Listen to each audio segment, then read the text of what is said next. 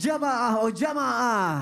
Alhamdulillah. Alhamdulillahirrabbilalamin, senang sekali kita masih di Islam itu indah. Dan buat jamaah yang baru bergabung, hari ini kita sedang membahas tema hari gini, masih main begituan. Tapi masih ada yang belum jelas nih. Ustadz Syam, ini harus diluruskan. Tentang apa lagi? Kasih aku alasan kenapa aku gak boleh nyimpan kris untuk perlindungan di rumah. Siapa bilang nggak boleh? Loh, terus tadi kenapa aku dilarang-larang? Ya nggak boleh itu mandiin si Kris. Loh, terus kan itu bagian dari ritual. Oh, ritual ya kalau gitu ya. Oh iya. Tuh kan salah Terus paham lagi. gimana caranya kalau misalnya, oke aku mau berhenti, cara ngebuangnya gimana? Alasannya untuk aku berhenti apa? Aku juga mau penjelasannya. Tapi guruku Habib Utsman, Ustaz Khair, Maulana, Ustaz. Mas Soni, serta guru-guru kami yang dimuliakan Allah Subhanahu wa taala. Subhanaka la ilma lana illa ma 'allamtana innaka antal alimul hakim. Maka ketika Luqmanul Hakim berpesan kepada anaknya, pesan pertamanya, Ya bunayya la tusyrik billah inna syirka la zulmun azim.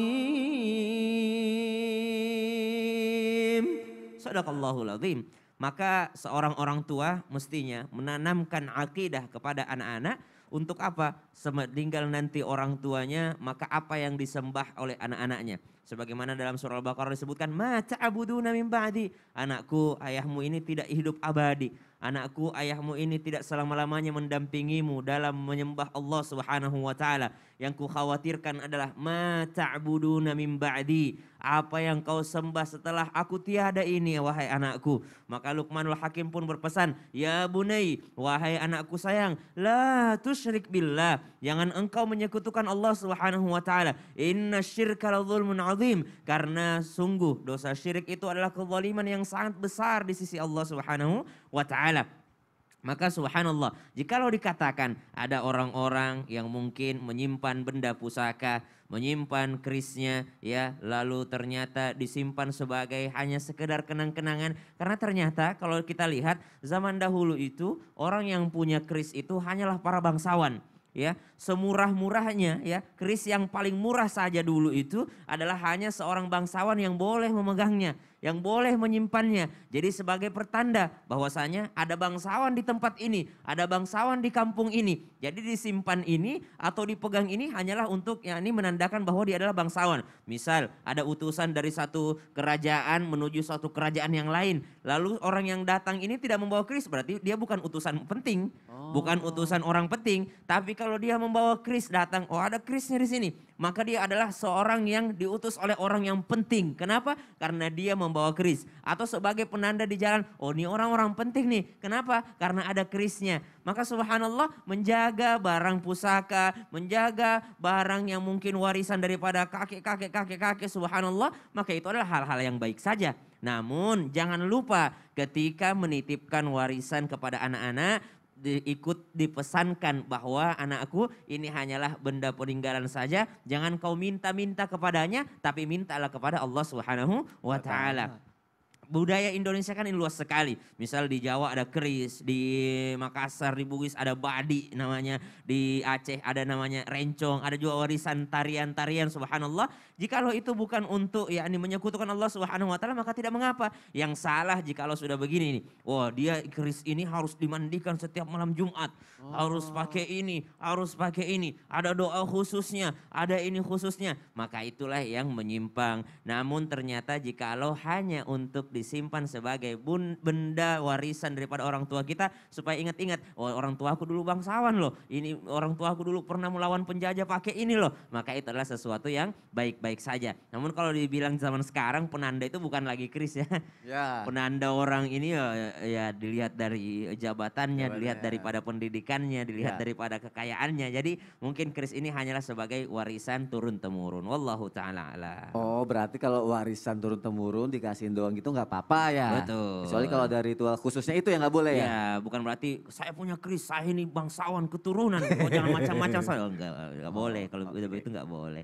Terima kasih Ustaz Syam Iya, untuk penjelasannya. Masya Allah, Alhamdulillah pagi hari ini banyak belajar jamaah yang ada di rumah ya. Tapi kalau misalnya udah ada yang terlanjurnya, mungkin orang terdekatnya atau keluarganya gitu. Ternyata sudah ada yang melakukan hal-hal seperti ini. Bisa dibilang kesirikan-kesirikan seperti ini.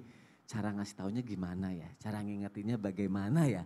Coba kita tanya sama Habib Usman. Mohon penjelasannya Habib. Cara bilanginnya bagaimana? Itu dia Ikhwan Habib. Mas Wani, Ustadz Maulana, Ustadz Syam. Bismillahirrahmanirrahim. Allah Subhanahu wa taala berfirman dalam Al-Qur'an, "Fadzakir inna fa'ati dzikra." Jelas bahwasanya berilah peringatan jika memang peringatan itu bermanfaat. Ini adalah sangat bermanfaat. Yang dimana yang pertama kali apa yang harus kita omongkan? Berlepaslah diri dengan adab dan akhlak yang baik terhadap keluarga. Yakni yang pertama menghindari mereka dengan tegas, menolak apapun bentuk yang mereka lakukan. Terhadap apa? Kesyirikan, kekufuran, ataupun perbuatan yang tidak diridhoi oleh Allah Subhanahu wa taala, bentuk kemaksiatan yang mereka perbuat. Misalkan contoh, dia melakukan perbuatan hal yang tidak diridhoi oleh Allah. Dia melakukan perbuatan, yakni dia melakukan syirik, ya kan? Ya. Kayak mandiin kayak tadi tuh, Ya, dimandi-mandiin. betul. Wah, gimana? Contohnya. Iya dimandiin, terus banget gitu ya. Terus Dipakein dikasih kembang apa. 7 rupa, Iya, dimandiin 7 sumur. Heeh. Oh, macam-macam lah, ya kan? Maka ditinggalin, nggak usah dideketin, jauhin yang kayak gini. Nggak usah, karena apa? Takut hati kita tergoyahkan atau mengikuti bahkan. Jadi tinggalkanlah tempat tersebut, jauhkan. Karena apa? Ini adalah bentuk daripada untuk meninggalkan maksiat. Tegas dalam memberikan batasan, ada batas, ada gap di antara kita. Tidak boleh membenarkan ataupun mendukung daripada perbuatan syirik yang dilakukan olehnya. Kita tinggalin. Dan yang kedua adalah dakwahi mereka dengan lemah lembut. Man ramin kemenkaran falighaira biyadihi fa lam yastati fa bilisanihi wa huwa dhaiful iman. Kalau dia cuma doain doang. Jadi kalau misalkan ada kemunkaran, kalau kamu mampu dengan kekuatan kamu, ngomongin ke lisan kamu, nggak boleh kayak gini, nggak benar. Dakwahin mereka dengan cara yang baik. Jika ada satu orang yang mendapatkan hidayah dari Allah Subhanahu wa taala, sebab dakwahnya dia menggunakan kalimat yang baik, dia mendapatkan unta merah. Mananya adalah unta yang paling mahal. Yang paling mahal. Betul, yang sangat mahal. Nah, sentuh hatinya, nasihatin nggak boleh kayak gini. Istighfar, minta ampunan sama Allah. Yuk kita ajak ke rumah orang yang soleh. Biar hatinya lebih tenang, lebih ingat. Nggak boleh, ini bentuk kekufuran. Allah nggak ridho, Kalau dia marah? Allah nggak sayang. Ente dari tadi main keris lah, main air lah. Nggak boleh kayak gitu. Ya, enggak, Istighfar, minta ampunan sama Allah. Iya, iya, Tobat selagi masih hidup. Astagfirullahaladzim. Masih hidup kan? Masih, alhamdulillah. Masih. Ya kan? Alhamdulillah masih Allah kasih napas, masih Allah kasih panjang umur, sehatan. Ajak ketemu sama orang yang alim, ajak ke majelis taklim. Doakan, kalau misalkan gak bisa nih, doakan ya Arab agar Allah kasih hidayah buat Mas Sony. Oh iya iya. Yang penting usaha dulu ya. Betul, dinasihatin ya Allah dulu mudah-mudahan Habib Allah kasih hidayah, Allah kasih petunjuk agar berubah menjadi jalan yang baik, menjadi jalan yang benar. Ya Allah, semoga dia menjadi begini. Siapapun mereka, keluarga kita doakan mereka. Agar Allah kasih hidayah, petunjuk dari Allah, agar apa? Agar dia bersama kita dan kembali ke jalan yang benar. Nah, kalau yang kayak gini nih masalahnya ya kan, Ya. kita nih harus punya keimanan yang kuat banget. Jangan sampai kita ntar dibilangin lagi, udah gini aja. Ini kemarin saya nyuci keris kayak gini, Ya. atau saya mandiin, atau saya di ini tempat kayak gini, itu dapat rezekinya bisa sampai duit 10 miliar. Wah, ada terhasut tuh. Akhirnya karena imannya gak kuat, dia ikut. Udah ikut yuk. Nah ini kan yang gak benar. Maka kuatkan iman Islam dan takwa kita kepada Allah Subhanahu wa taala. Kalau kita kuat baru kita ajak. Kalau kita gak kuat malah kita kecebur. Malah kita ikut-ikutan ya, Bib, Iya. ya. Ya Makanya Allah. bentuk kesyirikan ini setannya pangkatnya udah tinggi. Jadi bahaya, sangat berbahaya. Hanya keimanan dan ketakwaan kita lah yang bisa memboikot diri kita untuk bisa menahan daripada godaan yang seperti ini. Oh, Oleh karena itu, kita berharap kepada Allah Subhanahu wa taala, penonton di rumah diberikan hidayah oleh Allah, petunjuk oleh Allah, agar apa? Agar kita diselamatkan daripada bentuk kesyirikan yang seperti ini. Masya Allah. Amin ya Allah ya Rabbal. Alamin, Masya Allah. Berarti aku ulangi, aku kan agak-agak suka lupa ya Bib ya. Berarti ini aku harus kuatin iman aku dulu gitu Betul, ya. Baru betul. nasihatin orang itu Betul. gitu ya. Kalau ternyata orang yang gak bisa dinasehatin, didoain aja gitu ya. Betul. Oke baik, Alhamdulillah. Nanti aku lakuin ya Bib ya. Terima kasih Habib Ya, Usman Fer. untuk penjelasannya. Ih, zaman sekarang ya banyak kesirikan ya. Aduh. Enggak, aku pikir kayak cuma zaman-zaman dulu aja yang turun-temurun gitu kan. Akhirnya zaman modern juga masih ada Jadi gitu kan. siriknya modern juga. Cara menghilangkannya gimana kalau syirik modern? Oh, iya juga ya? Iya. Oh iya, sekalian Zaman ya. modern, nah itu aku mau penjelasannya dong Ustadz. Ya, Syirik izin modern. Ustaz Sam dan Habib. Tafadhol, Ustaz. Bismillahirrahmanirrahim. Jamaah. Yeay. Ternyata luar biasa para pejuang-pejuang dakwah. Para wali songo luar biasa datang ke Indonesia dengan banyaknya ada kepercayaan animisme dan dinamisme. Beliau luar biasa bagaimana beliau memberantas yang namanya hal-hal demikian. Mohon maaf, kemusyrikan dan kesyirikan. Dengan adanya luar biasa perjuangan beliau, para wali Allah Wali Songo, para pejuang syiar Islam di Indonesia. Begitu pula di awal-awal Islam, bagaimana di kota Mekah, tepatnya di Ka'bah, ada 360 berhala di sekeliling Ka'bah. Dan itu bagaimana cara Rasulullah SAW untuk menghilangkan tersebut dengan tahap demi tahap dengan caranya. Nah, pertanyaan sekarang dari Mas Sony, cara menghilangkan bentuk kesyirikan yang terjadi di zaman modern. Mohon maaf, harus tanamkan keikhlasan dalam berbuat. Mohon maaf, ada orang dia berbuat bukan karena Allah, itu syirik sebenarnya. Ada namanya syirik kecil, termasuk riya, pamer, salat bukan karena Allah, tapi karena mau dilihat kalau dia alim dan sebagainya. Ini dikhawatirkan itu termasuk syirik sebenarnya. Lalu mohon maaf, lebih mendahulukan urusan dunianya daripada Allah.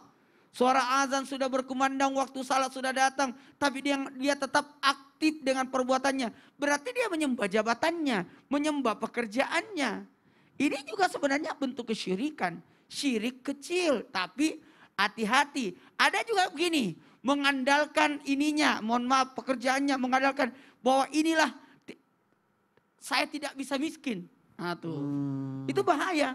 Sampai menantang Allah. Makanya satu-satunya jalan untuk menghindarkan kesyirikan itu adalah ikhlas. Semata-mata karena Allah. Khalis murni.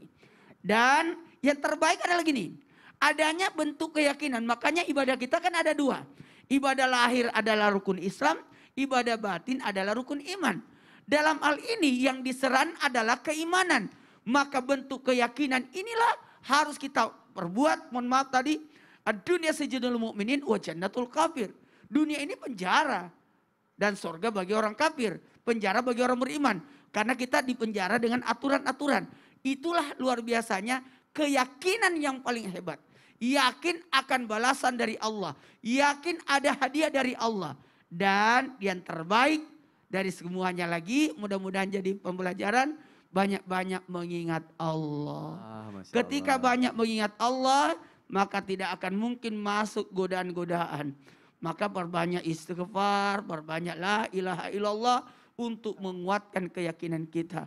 Asyhadu Allah ilaha illallah wa asyhadu anna Muhammadar Rasulullah. La ilaha illallah. Tidak ada Tuhan kecuali Allah. Masya Allah.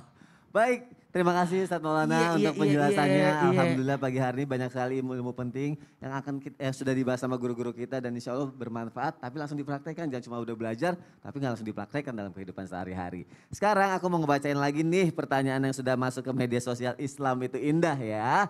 Siap-siap ya, kita masuk lagi ke segmen Tanya Dong Ustaz. Kami semua tanya dong Ustaz.